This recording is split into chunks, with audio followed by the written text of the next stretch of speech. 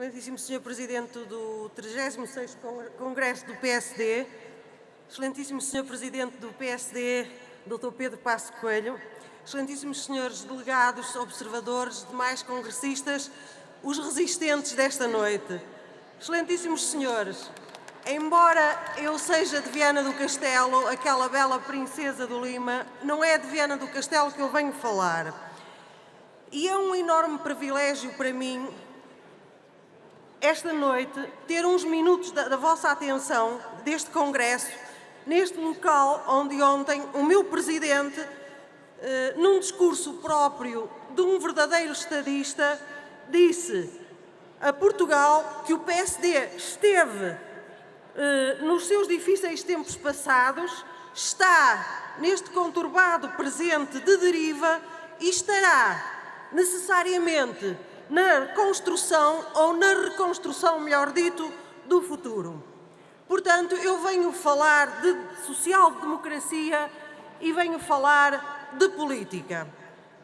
E reassumir a matriz social-democrata neste 36º Congresso Nacional do PSD não deverá ser interpretado como um retorno ao passado, mas, sobretudo, como um ato crítico e reflexivo de forte densidade política.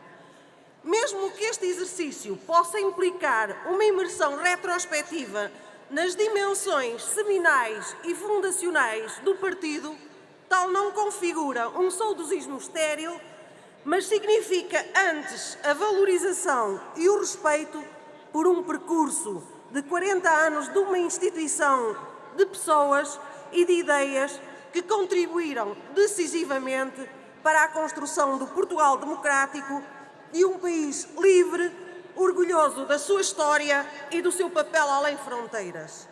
Mas olhar para dentro e para a nossa identidade não pode, de modo algum, consubstanciar um exercício de introspeção alheio aos sentidos atuais da democracia, muito particularmente no que se refere à qualidade da democracia que as portuguesas e os portugueses vêm construindo no seu cotidiano e em relação à qual o PSD não se deve demarcar, seja no que respeita à ação política nas salvaguardas dos direitos e deveres constitucionalmente consagrados, seja no seu papel de amadurecimento das diversas esferas da cidadania, seja na assunção das eventuais responsabilidades no alinhamento das pessoas da vida política ou partidária e no respeito pelos diversos atores políticos, seja ainda, num plano mais amplo, tomar consciência que o sistema democrático de representação e de governação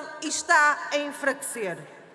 O ónus histórico do nosso partido, bem como da sociedade portuguesa, foi não ter conseguido implementar o ideal social-democrata na sincronia de outros países europeus que o experienciaram e consolidaram a partir da segunda metade do século XX.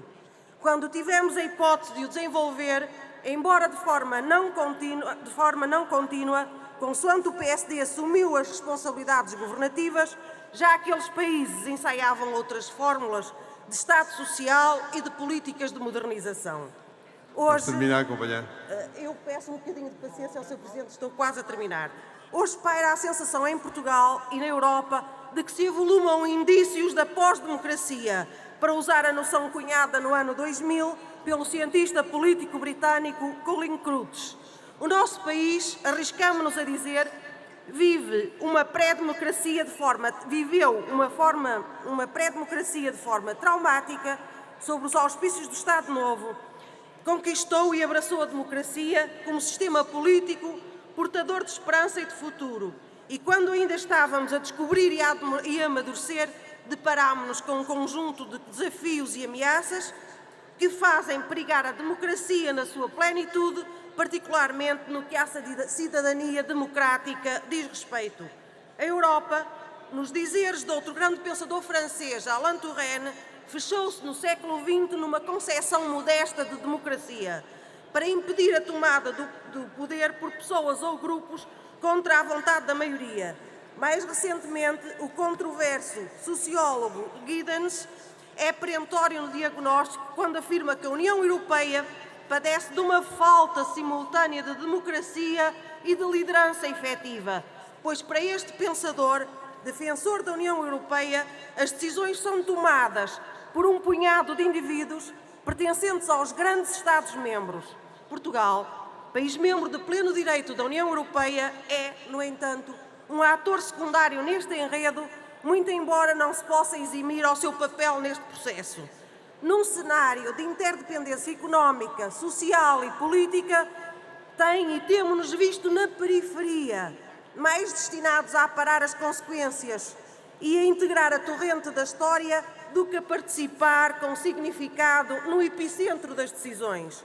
A última legislatura, é certo, desenrolou-se em condições de fortes condicionalismos económicos e financeiros suficientemente abordados por nós todos já durante este Congresso e já também suficientemente escrutinados e dilucidados na opinião pública e nos fóruns políticos adequados.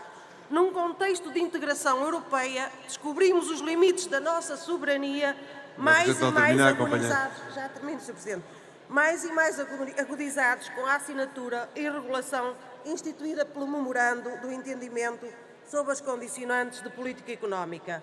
É nossa convicção que a crise instalada nesta conjuntura poderia ter ajudado a reviverscer a matriz social-democrata presente na arquitetura do nosso partido e que aqui foi debatido durante este Congresso.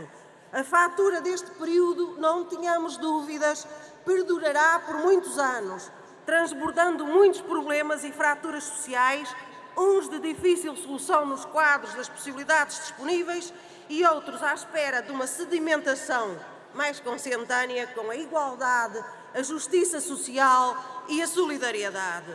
A estes valores fundamentais aduz-se a liberdade, um bem comum tão inalienável na nossa história, que a nossa história não desmente, mas que exige uma contínua batalha para a sua efetivação.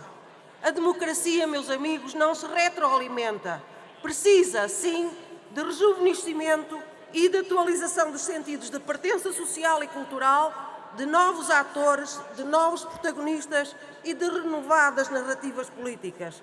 Ao constatarmos as taxas de desemprego elevadíssimas dos nossos jovens e, para um número significativo, a impossibilidade de construírem um futuro como sujeitos autónomos, ao vermos muitos atores políticos absolutamente insensíveis ao desemprego de longa duração e ao acréscimo da pobreza, fará algum sentido lamentarmos-nos do aumento da abstenção ou da crise de participação social? Fará algum sentido, parafraseando Sir Ralph Dahrendorf, apelarmos à participação social sem que existam oportunidades de emprego para todos? Será ainda possível inverter os sentidos de uma democracia enfraquecida, seletiva, procedimentalista e recuperar as amplas franjas da população que buscam a alternativa noutros fóruns da cidade? É a pergunta que eu deixo e que nos toca a nós, efetivamente, a nós, PSD, responder em todas as vertentes da manifestação política da sociedade portuguesa. Acredito que já começamos neste 36º Congresso a responder esta pergunta e com a sua resposta vamos ganhar Portugal e vamos ganhar os portugueses. Viva o PSD, viva Portugal!